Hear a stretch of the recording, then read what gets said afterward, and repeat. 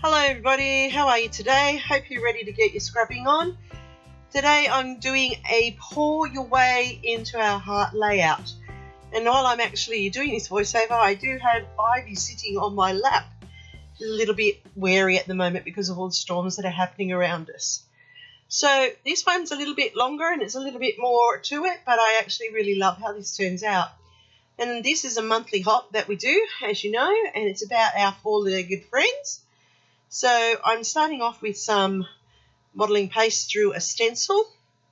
Now, this stencil had already had a little bit of ink still on it, and luckily it's a yellowy orange, which is great because that picks up my base colours.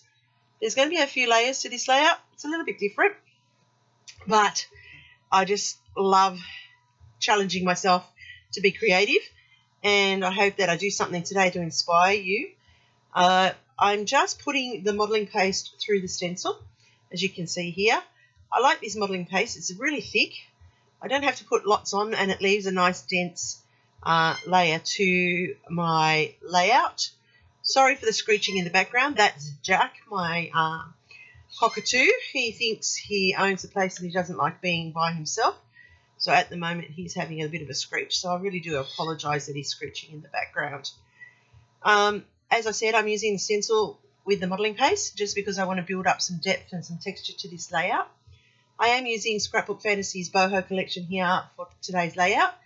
This is a fantastic collection of papers, and I will put the details down below in my description box so that you can check them out if you're interested. They are Australian made and they will ship around the world. So I'm just placing this because I know what I want to do, and I don't want to waste putting paste where I'm actually going to be tearing it out a bit. So I'm just layering it into different places. When I use my modelling paste, I mean, you can use spatulas. Everybody does different things. I find it easier using an old card like this one. This is a gift card that's had I've used, and so I am just using it to add the modelling paste. It doesn't matter if it builds up residue because it's just going in the scrap pile anyway. So I'm just repurposing it for the purpose of my crafting. Now I'm going to add a little bit more up here to the top, only because, like I said, I want to build some texture and detail and some extra depth to the layout. So that's basically all that I'm putting in there, and you can see that little bit of yellow come through, which is fine because it will marry the layout underneath. You can see that I've cut a panel out there because I'll show you what I have done with them shortly. So I'm just going to colour up some chipboard. These two is from Scrapbook Fantasies, and I'm using Weathered Wood by Tim Holtz in the Distress Paint to colour these up because they're the colours that I want on my layout, and I want them to just blend in, not take over the layout. And that's really important too, because remember, you want your photo to stand out, not the embellishments and clusters. They're there to complement, not overtake. So I'm also going to add in some gold splatters here using the Dina Wakley Gilt. And I can tell you it's my favourite. I love it because it is an opaque, but it's also got that shiny, glittery, goldy colour. And it adds just that little bit of extra sparkle to a layout or element that you want to add to your layers. Now, as I said, I cut that panel out, and you saw from that base page, and I used a punch. It's a heart doily effect, and I've cut 4 strips. Now, the reason I've done that is because when we get to work with the layout, you'll see that I'm going to have some peekaboo parts of it, and I use the doily to poke through the peekaboos. I'm using the Scorched Timber Distress Oxide to add some distressing. So I want the layout to have a bit of a grunge feel. Let me know if I achieve the grunge in the comments. Just tell me if you feel that it's got enough grunge to it. It's got enough grit and depth and detail. Do you like grunge? Do you like to build layers? Do you like to make sure that you have enough elements to keep your layout satisfying your people that review your layouts, or do you just do it for personal satisfaction? I do it a lot for personal satisfaction because I like that style, and sometimes I forget to just scrap for me and the style I like. So this was a perfect opportunity to do so. So I've taken out the centerpiece here, and the reason I've done that is because you'll see in a moment I'm actually going to tear a window. And I'm just distressing the edges because I want that grungy, roughened look on this layout. And given that it is ivy and it's a dog, this suits nicely for that type of effect. Now with water, and I'll just have my spray bottle there, I've just sprayed along the edges, and that allows me to curl those edges and tear them a little bit without wrecking the page, but also when it dries hard in that curled position. In the corners, I'm folding them down and scrunching them up, and that's just so that they'll have peekaboos and reveals of the paper underneath, but also to add that little bit of rustic distressing that I like as well. So here's where I'm tearing out my window, and this is just a feature that I want to include on it so that it highlights my photo.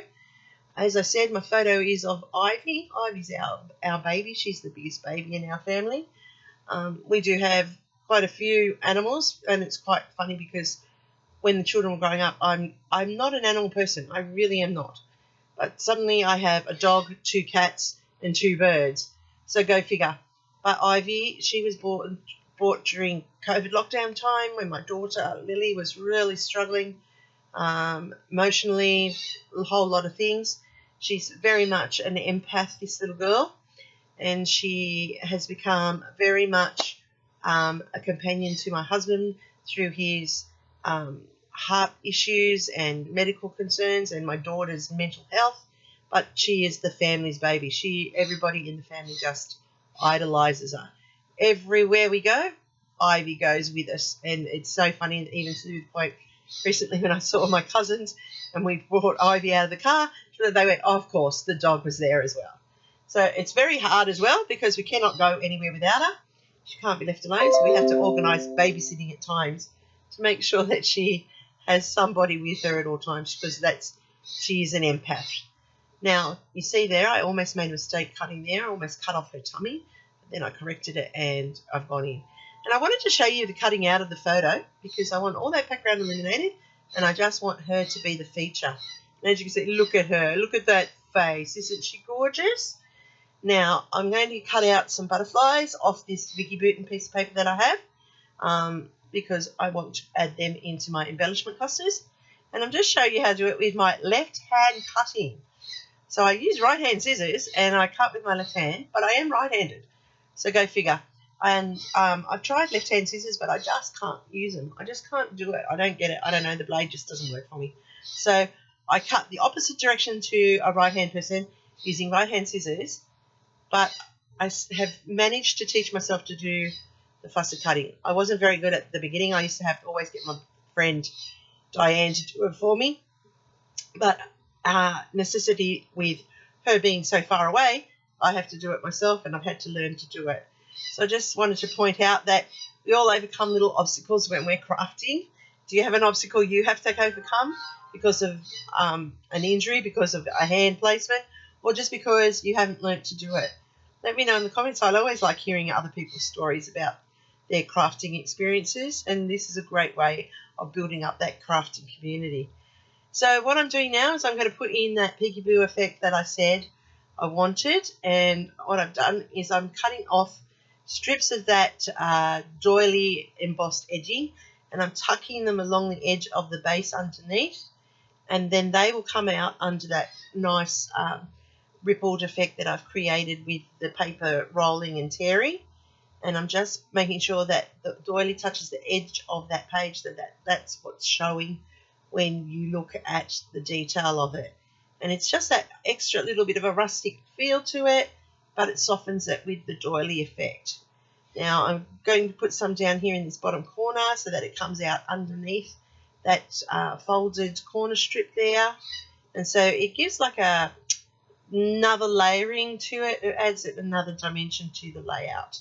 And it's just a little trick that you can add to yours and give it another point of interest. So you'll see here that because it comes to a corner, I'm going to trim down a little bit off that so that it blends in with that corner and it looks more natural.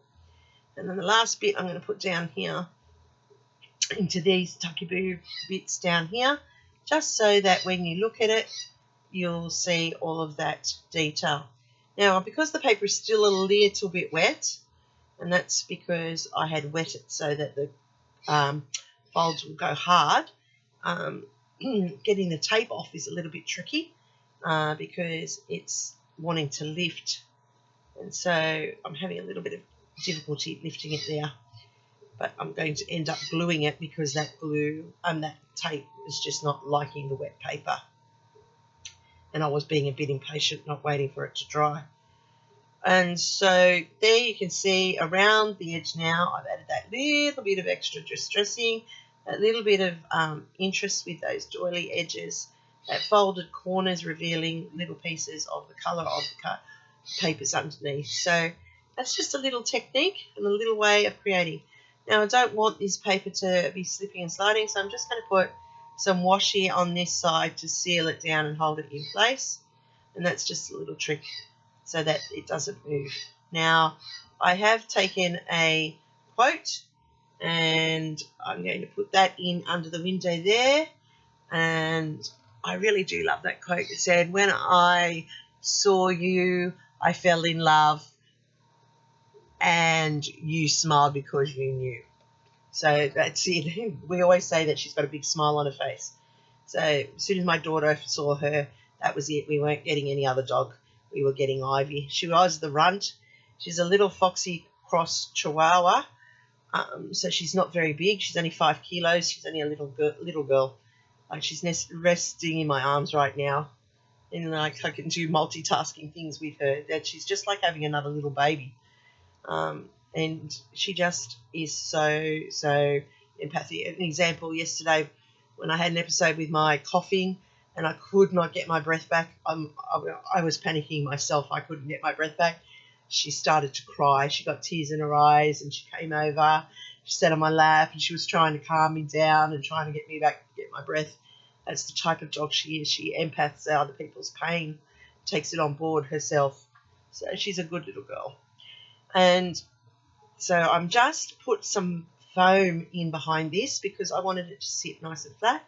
And all that is just craft foam. And I've created it as a sticky foam by putting double-sided tape on both sides. I put a big roll of Scotch double-sided tape. And when I'm using the foam, I back both sides of my foam so that I can adhere it to the layout without any problems. So you can see that Ivy is now sitting outside the torn window, giving a 3D effect like she's a part of that peekaboo in there. So what I'm doing now is I've got some 3-dimensional flowers, and this is really a lumpy and bumpy layout, and I'm absolutely loving how it's coming together. I put the scallops border up the top there. You saw also that I added some stamping into that background, and that added some more detail to that background. And I'm just tucking in all of the pieces that I want to include on this. Got some foliage there. I have that little title there forever, and this is just coming together beautifully. Now, sometimes I don't often use the 3-dimensional flowers. I don't know why. I have so many of them. I think it's because they are lumpy and bumpy, and they do take extra time to get them onto your layout. And not all layouts lend themselves to them, but I like how this is coming together. I love the depth of it. You can see the 3-dimension in there. You can see how it all stacks up. Now I'm just going to throw on some sequins. Now, lots of people can do this really well. They can splatter it, and wherever it falls, they do it. I can't. If I splatter it, it just ends in a clump. I want it to be in clusters around the layout, and I want it just to add that sparkle, and it's that 3 shades of pink. Absolutely love this sequence mix here. I have no idea where I got it from, but I like it. It's got good colours in it. Do you have sequins? Do you like sequins? Some people do, some people don't. Let me know in the comments whether you prefer sequins or non-sequence. All of this information is great information, and I love talking about what people like and listening to their opinions about different aspects of scrapbooking. So this one here, I can tell you now, is most likely going to go into a frame. I don't think this will go into an album. I think I will frame this for my daughter, and I think I'll get this so she can put it up on her wall. And I'm just going to add some of that gold or the gilt spray in the splatters just to finish it off, putting it around the layout and finishing it and tying it all together. I use that back of that old photo tag, and there you go. That's how this has come together. So this is a great hop. There'll be lots and lots of people playing along. You can check out all of their videos through the playlist that I'll have listed down below. As I said, give me some feedback. Let me know what you liked, what you don't like. Tell me where I could be improving, what it is that you want me to share with you, all of those things, because I'm really keen to build this community. Thanks to all my subscribers who keep coming back. And if you're new to it today, hopefully I've done something for you to consider subscribing to me. Alright, this is my layout. This is Ivy. She is a sweetie. I hope you fall in love with her like we do. And I am looking at this now and I realise there's one spot that needs something else. And I'll just be back in a minute where I have a little bit more sequins and foliage that you can see there. And that just now ties it all together so that that label is not, that quote is not sticking out there. It now has a landing point. So thanks once again everybody for watching. I know this was a bit longer than normal, but look at all the detail that went into that layout. And it really isn't very hard. It's quite easy. So hopefully something here inspires you to have a go. I'd be really keen to see if you do try something new or if I reminded you of a technique that you've forgotten. Thanks for watching everybody. Check out the playlist. Give everybody a little bit of love. Happy scrapping everybody. Thanks for watching and I'll see you next time. Here's my next video for you. And hopefully I'm well soon. Goodbye.